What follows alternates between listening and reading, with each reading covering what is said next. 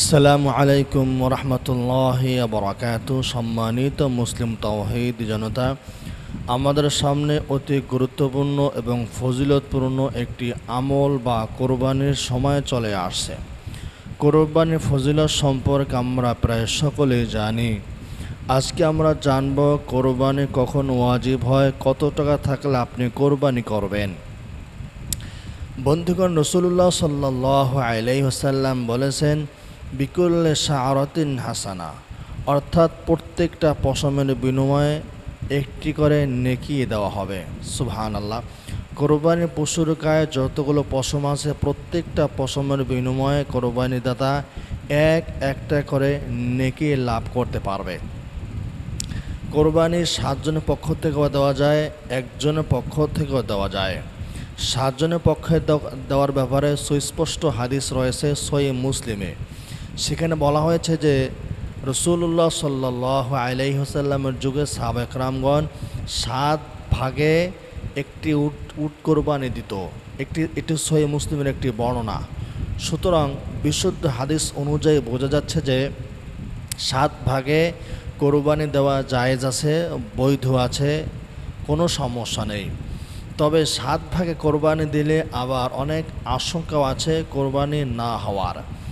7 ভাগে কোরবানি দিতে হলে 7 জনের 7 জনেরই বিশুদ্ধ নিয়ত থাকতে হবে।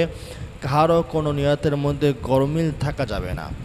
মনে করেন 6 জনের নিয়তই ভালো, একজনের নিয়ত ছিল অশুদ্ধ, একজনের নিয়ত ছিল গোশত খাওয়া বা লোক লজ্জায় পরে কোরবানি দেওয়া।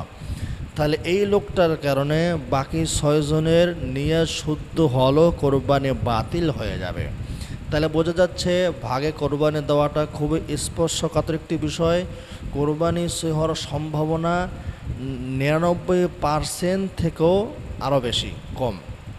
এজন্য যারা কোরবানি দিবেন, আপনার টাকা যদি বেশি থাকে একটা গরু একজনই কোরবানি দেন। যদি টাকা একটু কম থাকে তাহলে একটি ছাগল দেন। কিন্তু ভাগে কোরবানি আপনি কেন দিতে যাবেন? আবার অনেকে আছে কোরবানির সাথে আকিকাও করে। একজন মুসল্লি আমাকে গতকালকে মাসালাটা জিজ্ঞাসা করছেন, কোরবানির সাথে আকিকা দেওয়া যাবে কি না। আমি বলেছি দেওয়া যাবে, কোনো সমস্যা নেই। তবে উত্তম হলো আকিকার জন্য আলাদা ছাগল দেওয়া। কারণ রাসূলুল্লাহ সাল্লাল্লাহু আলাইহি সাল্লাম তার নাতি হাসান হোসাইন রাদিয়াল্লাহু তাআলা আনহুমা তাদের পক্ষ থেকে আলাদা ছাগল দিয়ে আকিকা করেছিলেন। সুতরাং আপনি যদি রাসূল সাল্লাল্লাহু আলাইহি ওয়াসাল্লামকে মহব্বত করে থাকেন, ভালোবেসে থাকেন, হাসান হোসেন রাদিয়াল্লাহু তাআলা আনহুকে ভালোবেসে থাকেন, তাহলে আপনার জন্য উত্তম হলো আকিকার জন্য আলাদা ছাগল দিয়ে কোরবানি করা। দেখুন, আপনি 2 ভাগের 1 ভাগ কোরবানি দিচ্ছেন আর 1 ভাগ আকিকা দিচ্ছেন গরুর মধ্যে। এখন যেই ভাগ থেকে আকিকা দিচ্ছেন ওই পরিমাণ টাকা দিয়ে কিন্তু আপনি ভালো একটি ছাগল দিয়ে কোরবানি করতে পারবেন বা আকিকা দিতে পারবেন। এজন্য আমি বলবো, অনুরোধ করব, যারা কোরবানির সাথে আকিকা দেবেন তারা আকিকা কোরবানির সাথে না দিয়ে আলাদা একটা ছাগল দিয়ে আকিকা দেন। এটা আপনার জন্য অনেক বেশি উত্তম হবে এবং ফলদায়ক হবে, বেশি ফলপ্রসূ হবে। এবার আসুন, কোরবানি কখন ওয়াজিব হবে? কোরবানি ওয়াজিব হবে আপনার প্রয়োজন থেকে অতিরিক্ত সম্পদ নিসাব পরিমাণ থাকলে। 10 জিলহজ মাসের 10 তারিখ থেকে 12 তারিখ সূর্যাস্ত পর্যন্ত এই 3 দিন যদি আপনি নিসাব পরিমাণ সম্পদের মালিক থাকেন তাহলে আপনি কোরবানি দেবেন। কোরবানি আপনার জন্য দেওয়া ওয়াজিব। এখন নিসাব কী জিনিস? নিসাব হচ্ছে প্রয়োজনের অতিরিক্ত 7.5 ভরি স্বর্ণ অথবা 52.5 ভরি রূপা আপনার কাছে বিদ্যমান থাকলে আপনার উপর কোরবানি ওয়াজিব। এখন আপনার কাছে কিছু স্বর্ণ আছে আর কিছু রূপাও আছে, তাহলে কি হবে? তাহলে ক্ষেত্রে বলবো, কিছু স্বর্ণ আর কিছু যে রূপা আছে এক্ষেত্রে এই দুইটার মূল্য বাইর করবেন। এই দুইটার মূল্য একত্রিত করে যদি 52.5 ভরি রূপার মূল্যের বরাবর হয় তাহলে কোরবানি ওয়াজিব হবে। অথবা কিছু স্বর্ণ আছে, রূপা নাই, কিন্তু কিছু টাকা আছে, স্বর্ণের সাথে কিছু টাকা আছে, তাহলে স্বর্ণের দাম এবং এই টাকা দুইটাকে একত্রিত করে দেখবেন 52.5 ভরি রূপার সমপরিমাণ হয় কিনা। অথবা কিছু টাকা আছে এবং রূপা আছে, স্বর্ণ নেই, তাহলে ক্ষেত্রেও আপনি এই রূপা এবং টাকা দুইটার মূল্য একত্রিত করে দেখবেন যে 52.5 ভরি মূল্যের টাকার পরিমাণ হয় কিনা, যদি হয় তাহলে আপনার উপরে কোরবানি ওয়াজিব। এখন এখানে এই যে 7.5 ভরি স্বর্ণ বা রূপা বা নগদ অর্থ, এগুলো প্রয়োজন থেকে অতিরিক্ত হতে হবে।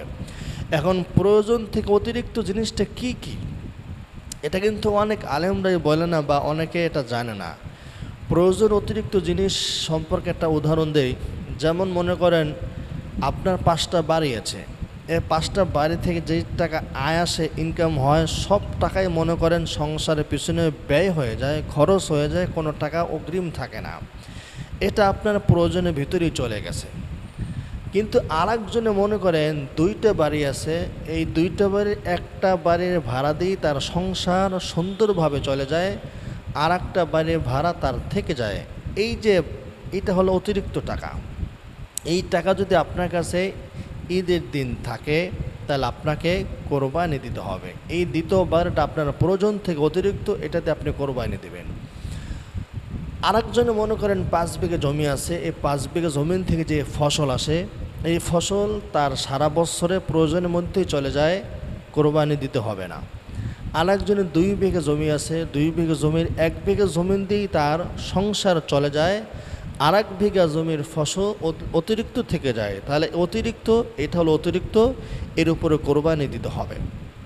এমনইভাবে মহিলাদের কাপড় চোপড় যদি বেশি থাকে, এমন কাপড় চোপড় আছে যেগুলো বছর 1বার বা 2বার ব্যবহার করে কোনো অনুষ্ঠানে যাওয়ার জন্য, বা এমনিই মাঝে মাঝে স্বামীকে খুশি করার জন্য ব্যবহার করে, পরিধান করে, বা নিজে সাজবে, একটু ভালো লাগবে সেই জন্য ব্যবহার করে, তাহলে এটা প্রয়োজনের ভিতরে পড়ে, এটা প্রয়োজনের অতিরিক্ত নয়।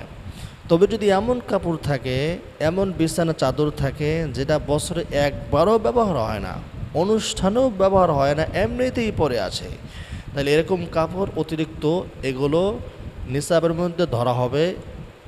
এমনভাবে যদি দামি দামি বড় ডেক থাকে, জগ থাকে, গ্লাস থাকে, যেগুলো বছরে 1বার ব্যবহার হয়, অনুষ্ঠানে ব্যবহার হয়, বা ঈদের সময় বা বড় আয়োজনের সময় ব্যবহার হয়, এগুলো প্রয়োজনের মধ্যে পড়বে না, এগুলো প্রয়োজনের মধ্যে পড়বে, এগুলো প্রয়োজন থেকে অতিরিক্ত না।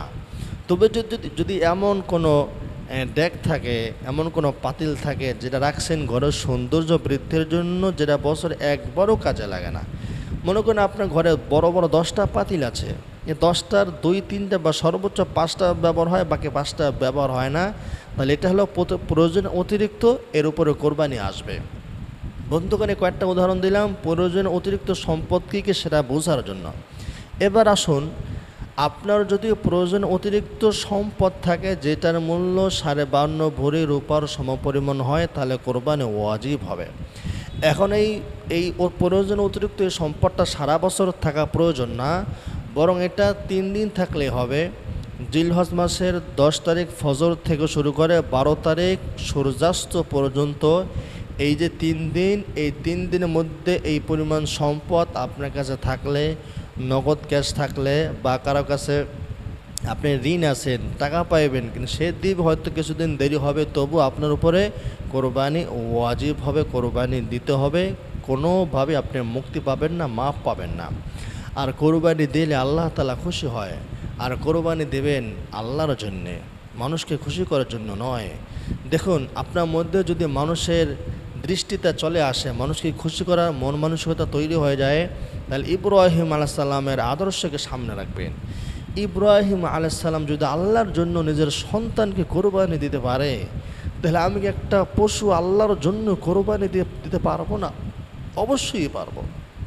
আপনি যদি আল্লাহর জন্য কোরবানি দেন, তাহলে মানুষও খুশি হবে, আপনিও খেতে পারবেন, আল্লাহ খুশি হবেন, সবাই খুশি হবে। কিন্তু মানুষকে খুশি করার জন্য যদি কোরবানি দেন, তাহলে আপনি কোরবানিকে বরবাদ করে দিলেন, আল্লাহ পাকের অসন্তুষ্টি আপনি নিজের মাথার উপরে চাপিয়ে দিলেন।